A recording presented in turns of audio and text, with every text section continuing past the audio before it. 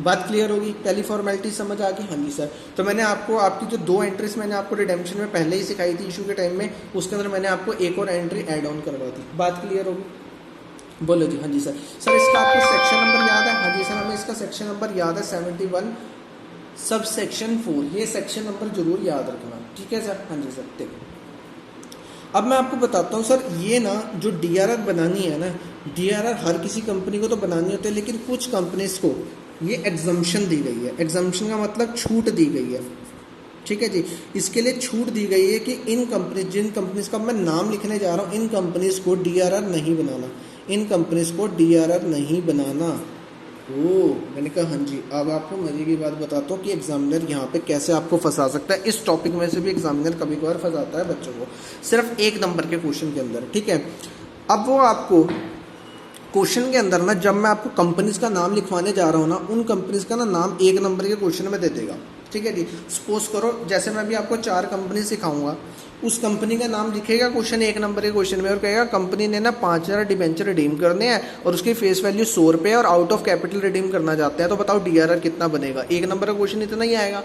तो अब वहाँ पर नलायक बच्चे ये कंपनी का नाम तो ध्यान से पढ़ेंगे नहीं, बच्चे क्या करेंगे, ये तो बड़ा आसान क्वेश्चन है, फटाफट से क्या करेंगे, देखा सर कंपनी ने कहा है 1000 डिबेंचर रिडीम करने और फेस वैल्यू 100 रुपये है, तो फटाफट से आउट ऑफ कैपिटल करना है, तो 25% करके ये 25,000 रुपये वहाँ पे ना एग्जामिनर, जहाँ पे एमसीक्यू के अंदर ए ऑप्शन पहले ही दे देगा 25, ठीक है, बी सी डी बाद में देगा, ठीक है। आपको उससे मतलब नहीं होगा, आप पता क्या करोगे, फटे 25,000 इसको ठीक करोगे और बाद में सर बाहर आके कहोगे हमारा आंसर तो सही है, लेकिन न सर नहीं सही, आपने कंपनी का नाम सही से पढ़ा ही नहीं, ठीक है। क्या पता कंपनी ने वो जिस कंपनी को एग्जम्पशन दे रखे हैं डीआरआर बनाने के लिए, जिसको सरकार ने यानी कि सेबी ने छूट दे रखी है कि इन कंपनीज को डीआरआर बनाने की ज़रूरत नहीं है, अगर पेपर एग्जामिनर उसी का नाम लिख दे उस कंपनी का ही, तो आपको तो डीआरआर बनाना ही नहीं था। आपने क्यों डीआरआर बनाया? उसने तो जान के आपको पागल बनाने के लिए 25,000 रुपये की अमाउंट यहाँ पे लिखी थी, ताकि आप उसके बेकावे में आके 25,000 को टिक कर दो और अपना आंसर गलत कर दो। आपने बी सी डी ऑप्शन तो देखे ही नहीं, वहाँ पर आपने देखा ही नहीं, ना नील बनाने की जरूरत है या फिर नॉट एप्लीकेबल ये वर्ड भी दे रखे थे, आपने इनको तो जजमेंट दी ही नहीं, ठीक है ना। तो आपने ये चीज़ भी ध्यान रखनी है, जब भी आप क्वेश्चन पढ़ो ना, मैं तभी आपको कहता हूँ, जब भी आप टेस्ट में क्वेश्चन पढ़ते हो या पेपर में क्वेश्चन पढ़ोगे, पेंसिल को लेकर साथ में अंडरलाइन करके क्वेश्चन पढ़ा करो, और मैं आपको जो वर्ड सिखाता हूँ उसको जजमेंट लिया करो, अदरवाइज आप पेपर में गलती कर दोगे, ठीक है। आप कल भी मैं आपको बताऊँ टेस्ट के अंदर बच्चे, अरे भाई मैंने आपको क्वेश्चन के अंदर सिर्फ इंटरेस्ट की एंट्रीज पूछी थी वहाँ पे, ठीक है। चलो बात ये नहीं है कि आपको आता है, बहुत अच्छी बात है आपको आता है, लेकिन ना आप अगर एक्स्ट्रा कर रहे हो आपके लिए नुकसान ये है कि आपका पेपर छूट जाएगा। अगर तो आपकी राइटिंग स्पीड इतनी अच्छी है कि आप पेपर चाहे जितना मर्जी लिखवा लो, हम 2 या 2.5 घंटे में कंप्लीट कर देंगे, तो जितना मर्जी लिखो एक्स्ट्रा, कोई दिक्कत नहीं है। लेकिन पहली रिक्वायरमेंट आपसे ये है मेरे को कि आपको जितना पहले क्वेश्चन के अंदर पूछा जाए ना, सिर्फ वो लिखा करो, एक्स्ट्रा बाद में लिखना जब बाकी पेपर कंप्लीट कर दो सारा। बात क्लियर है? कल मैंने जब आपको टेस्ट के अंदर एक क्वेश्चन दिया था, उसके अंदर मैंने आपको पूछा था कि आप इन्हें इसके अंदर इंटरेस्ट की एंट्रीज पास आउट करनी है, तो बच्चे वहाँ पे इशू की भी एंट्री पास आउट कर रहे थे। भाई तुम्हारे पास बहुत फालतू टाइम है क्या? पेपर अभी ये चीज़ें समझ नहीं आ रही, पेपर के अंदर बहुत समझ आएंगी फिर ये चीज़ें जब पेपर छूटेगा तो। बात क्लियर है? हाँ जी। तो क्वेश्चन को ध्यान से रीड करा करो। चलो हाँ, अब मैं आपको एग्जाम्पशंस वाली कंपनीज बता रहा हूँ कि कौन कौन सी कंपनीज को एग्जाम्पशन है कि जिनको डीआरआर बनाने की ज़रूरत नहीं है। सबसे पहले ऑल इंडिया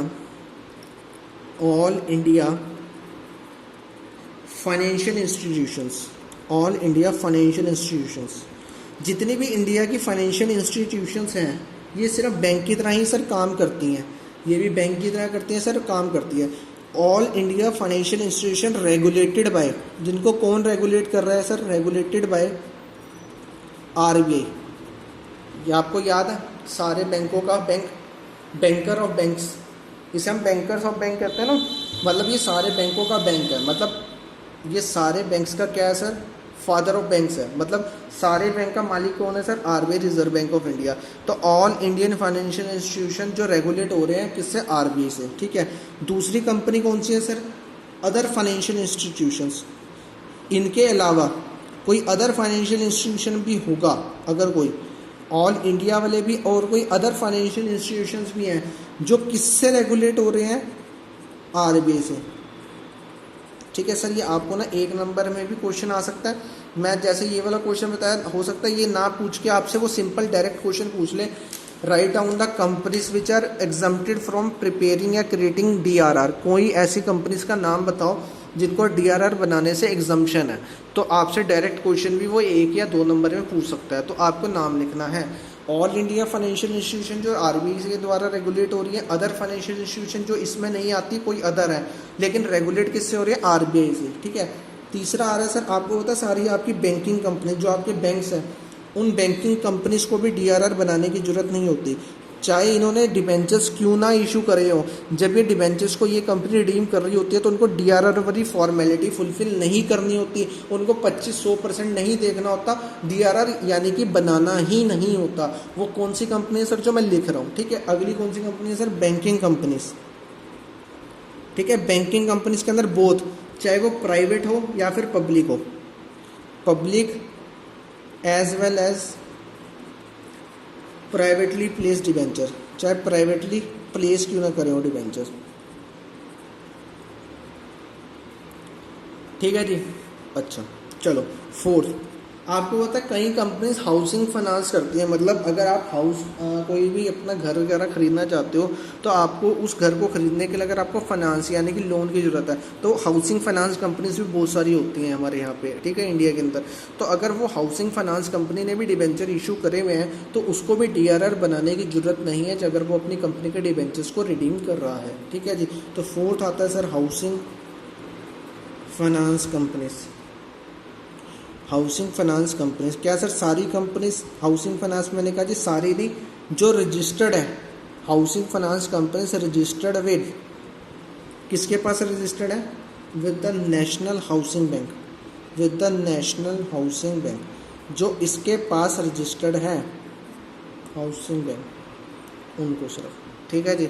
अदरवाइज तो कोई भी अपने हाउसिंग फाइनेंस कंपनी बना लेगा और कहेगा मेरे को तो जरूरत नहीं है, आपको रजिस्टर्ड होना भी जरूरी है, किसके पास, नेशनल हाउसिंग बैंक के पास, ठीक है। सर इसके अंदर मेरे को कुछ समझाने की जरूरत नहीं है क्योंकि ये स्ट्रेट फॉरवर्ड क्वेश्चन है ना, आपको इसके अंदर कोई नॉलेज लेने की जरूरत है, सिंपल मेरे को आपको नाम ही बता दिया, अब नॉलेज क्या लेनी है इसके अंदर, ठीक है ना। आपको बस ये याद रखना है कि इन 4 कंपनीज को DRR बनाने की जरूरत बिल्कुल भी नहीं है। बात क्लियर है? हाँ जी सर क्लियर हो गई। चलो जी सर, आज का एक बार आपको रिवाइज करा लेता हूँ। क्या सर हमारी फॉर्मेलिटीज़ कंप्लीट होगी? मैंने कहा नहीं सर, अभी फॉर्मेलिटीज़ कंप्लीट नहीं हुई। फॉर्मेलिटीज़ को कंप्लीट करने के अंदर अभी हमने एक और कंसेप्ट सीखना है, जिसके अंदर हमने क्या करना है सर, DRI यानी कि डिबेंचर रिडेम्पशन इन्वेस्टमेंट भी बनानी होती है।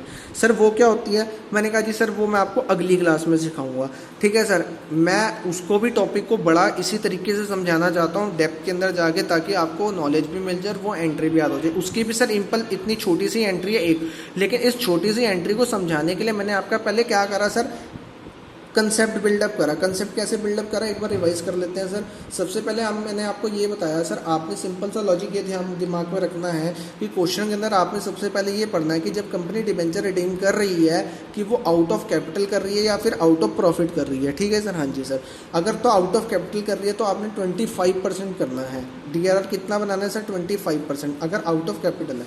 अब वो 25% किसका बनाना है सर? 25% हमने बनाना है सर, 25% हमने बनाना है टोटल नंबर ऑफ डिबेंचर्स का। Total number of debentures, company कितने डिबेंचर रिडीम कर रही है हमें उससे मतलब नहीं है, हमने DRR जो बनाना है वो टोटल नंबर ऑफ डिबेंचर्स का बनाना है एट देयर फेस वैल्यू, मतलब जितनी उसकी फेस वैल्यू है। बात क्लियर है? हाँ जी सर, मैंने आपको एग्जांपल भी कराया, ठीक है, न्यूमेरिकल एक अजम्पशन फिगर्स मान के। उसके बाद क्या हमें इस चीज़ का भी चिंता करने की जरूरत है कि कंपनी डिबेंचर पार पे इशू कर रही थी या रिडेम्पशन पार पे कर रही है, प्रीमियम पे कर रही है? नहीं सर, हमें इससे मतलब ही नहीं है, डिस्काउंट प्रीमियम पार, हमें तो फेस वैल्यू पे बनाना है DRR। बात क्लियर है? हाँ जी। अगली चर्चा आपके सामने ये आई सर, अगर कंपनी करती है आउट ऑफ प्रॉफिट, अगर डिबेंचर्स को रिडीम किया जा रहा है आउट ऑफ प्रॉफिट, मतलब प्रॉफिट के पैसे को यूज़ करके कंपनी डिबेंचर्स को रिडीम कर रही है, तब आपने DRR कितना बनाना है सर? आपने तब DRR बनाना है 100% of face value of debentures. उस केस में आपने कितना बनाना है सर? 100% बनाना है। किसका बनाना है? वही total number of debenture eight their face values का। बात समझ आती है? हाँ जी सर। अगर सर आपके पास ऑलरेडी DRR के अंदर बैलेंस पड़ा हुआ है, सपोज करो आपको DRR बनाना है और DRR में ऑलरेडी बैलेंस पड़ा हुआ है, तो उस केस में आप क्या क्या करोगे सर, सबसे पहले आपने ये सिखाया था कि आप नॉर्मल ये निकाल लो DRR बनना कितना चाहिए था।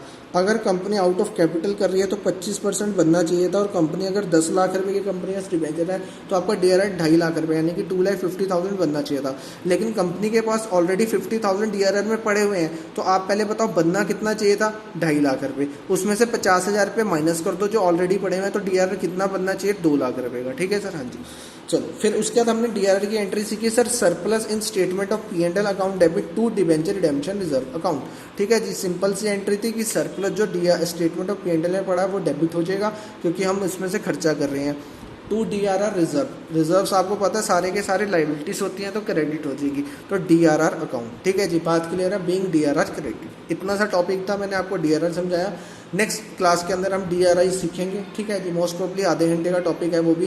ठीक है, उसके बाद फिर मैं आपको DRR की फिर अपना फेयर में नोट्स लिखवा दूंगा जो मैंने आपको रफ में सारी चीज़ें सिखाई हैं, और DRI की भी क्या कर दूंगा सर, वो सिखा दूंगा आपको, क्या कहते हैं, एंट्रीज और टॉपिक सिखा दूंगा। ठीक है, उसके बाद फिर हम अगली क्लास के अंदर क्या कर देंगे, इस टॉपिक्स को नोट्स को लिख के ख़त्म कर देंगे, कंसेप्ट समझ आ जाएगा। फिर तो क्वेश्चन हमारे लिए बिल्कुल क्या केक वॉक है, मतलब बिल्कुल आसान है। बात क्लियर है, हाँ जी सर। अच्छा सर, मैं इसके अंदर एक टॉपिक के अंदर ये बता दूँ कि DRR आपको बनाना कब होता है। देखो मैंने आपको ये चीज़ तो बताना ही भूल गया ना सर, DRR कब बनाना होता है। देखो अगर कब, सबसे पहले आप जब भी आपने DRR बनाना है वो डेट कौन सी होगी जब आपने DRR बनाना है, इससे पहले आपको ये चेक करना है कि कंपनी डिबेंचर्स की रिडेम्पशन कब कर रही है। ठीक है, देखो अगर कंपनी डिबेंचर्स को रिडीम कर रही है 30 सितंबर 2016 को, कंपनी डिबेंचर की रिडेम्पशन कब कर रही है, 30 सितंबर 2016 को, तो देखो सबसे पहले आपने क्वेश्चन के अंदर ये जजमेंट लेनी है कि कंपनी रिडेम्पशन कौन सी तारीख को कर रही है। तो मैंने अपना ग्राफ ड्रॉ करा और मेरे को पता चला कंपनी रिडेम्पशन इस तारीख को कर रही है।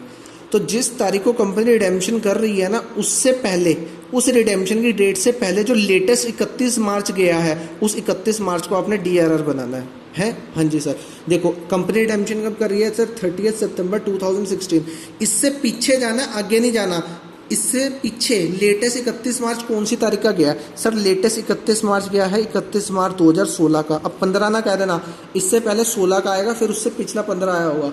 तो 30 सितंबर को अगर कंपनी रिडेम्पशन कर रही है, मैंने कहा कि आपने बैकवर्ड जाना है, उससे पहले, रिडेम्पशन से पहले, मैंने आपको कहा था ना कि रिडेम्पशन से पहले DRR बनाना होता है। तो रिडेम्पशन से पहले अगर DRR बनाओगे तो बैकवर्ड जाओगे या फॉरवर्ड जाओगे सर, बैकवर्ड जाएंगे।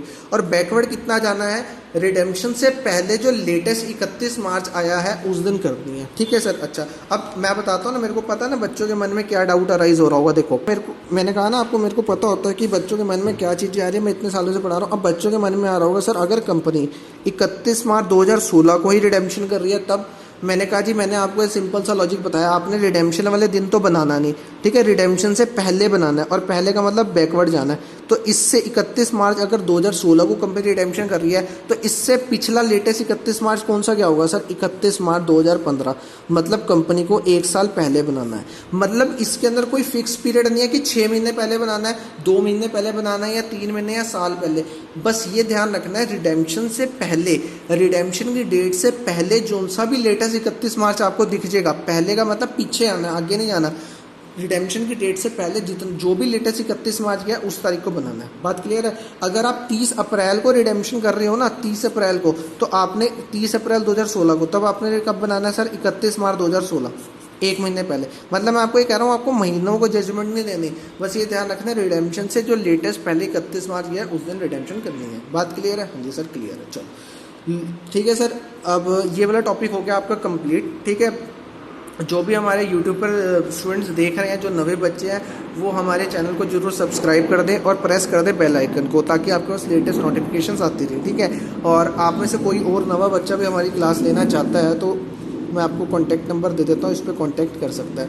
मैं आपको बता दूँ कि हमारा 3 जून से पार्टनरशिप अकाउंट शुरू होने जा रहा है। जो बच्चे भी नवे ज्वाइन करना चाहते हैं वो इस हमारी क्लासेस को ज्वाइन कर ले, क्योंकि पार्टनरशिप टॉपिक बिल्कुल नवा शुरू होने जा रहा है, टॉपिक जो आपकी वॉल्यूम 1 है बुक के हिसाब से। ठीक है जी, हाँ जी सर। तो जो भी बच्चा इन केस अगर नवा क्लास शुरू करना चाहता है, वो क्योंकि इस पार्टनरशिप के अंदर पुराने टॉपिक्स का कोई भी लिंक नहीं है, कंपनी अकाउंट से पार्टनरशिप अकाउंट से दोनों का कोई भी मेल नहीं है। ठीक है, तो जो भी नवा बच्चा यहाँ से कैरी ऑन करना चाहता है क्लासेस को, तो वो यहाँ से कैरी ऑन कर सकता है पार्टनरशिप अकाउंट से। ठीक है, जो भी बच्चे किसी के फ्रेंड्स कोलीग्स वगैरह ज्वाइन करना चाहते हैं तो वो एक बार इन्फॉर्म कर दे अपने फ्रेंड्स को, जो भी आपके फ्रेंड्स वगैरह हमारा ज्वाइन करना चाहते हैं, ठीक है। अच्छा सर, अच्छा मैं आपको सर एक और बात बता दूं, कल के टेस्ट के बारे में चर्चा मैं आपके साथ कर चुका हूं। बहुत बच्चों का टेस्ट, सारे बच्चों का ऑलमोस्ट ठीक था, एक दो बच्चों के नंबर कटे, बाकी सबके फुल मार्क्स थे ऑलमोस्ट, ठीक है। और मैं आपको बता दूं एनपीओ चैप्टर के अंदर आप प्रैक्टिस करें जिस बच्चों के भी क्वेश्चन की गलती थी एनपीओ के अंदर।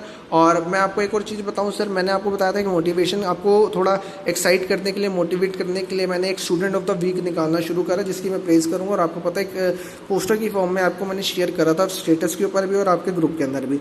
मैं आपको क्वालिटीज़ बता दूं, मैं अगले वीक के अंदर भी हर वेडनेसडे को क्या करा करूँगा सर, हर वेडनेसडे को स्टूडेंट ऑफ द वीक एक ना एक आएगा, हर वीक के अंदर एक स्टूडेंट ऑफ द वीक आएगा। और इस स्टूडेंट ऑफ द वीक बनने के लिए अंदर आपके पास क्या क्वालिटीज़ होनी चाहिए सर।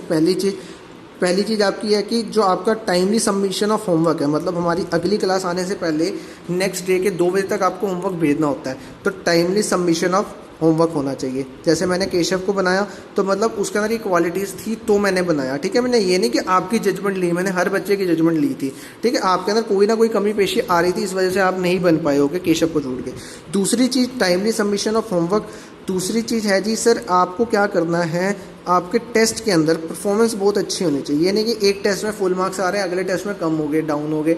मतलब आपका ग्राफ क्या होना चाहिए, अपवर्ड जा रहा है, मतलब इंक्रीज हो रहा है टेस्ट के अंदर। मैं ये भी नहीं कह रहा फुल, मतलब आपका ग्राफ इंक्रीज हो रहा है, परफॉर्मेंस लेवल आपका इंक्रीज हो रहा है, ठीक है। तीसरी चीज़, आप मेरे से डाउट वगैरह कंडक्ट कर रहे हैं और मेरे से परफॉर्मेंस पूरा इवेल्युएट कर रहे हैं, सर हमारे को ये डाउट है, हमारे को ये टॉपिक सिखा दो, ये मतलब मेरे साथ पूरा इन्वॉल्व है, ठीक है। अच्छा देखो, ऐसा नहीं सर आपको आता है तो आपको जरूर इन्वॉल्व होना है, लेकिन फिर भी गेट टच में रहा करो, ठीक है ना। अब मेरे से एक्स्ट्रा क्वेश्चन लो, कुछ नॉलेजेबल चीज़ पूछो, तो वो चीज़ मेरे को दिखनी चाहिए कि बच्चा प्रैक्टिस कर रहा है भाई, ठीक है ना। तो मेन क्वालिटीज़ तो ये होनी चाहिए, टाइमली सबमिशन ऑफ होमवर्क और टेस्ट की परफॉर्मेंस इंक्रीज होनी चाहिए आपकी। बात क्लियर है जी सर। तो अगले वीक मैं फिर दोबारा वेडनेसडे को निकालूंगा और मैं आपकी परफॉर्मेंस रेगुलर बेसिस पे जज कर रहा हूँ, ठीक है। तो अगला स्टूडेंट ऑफ द वीक देखते हैं जी कौन बनता है, ठीक है sir. Okay, bye bye, take care. ये क्लास यहीं समाप्त होती है सर। अगली क्लास के अंदर हम DRI टॉपिक करेंगे। Till that time bye bye.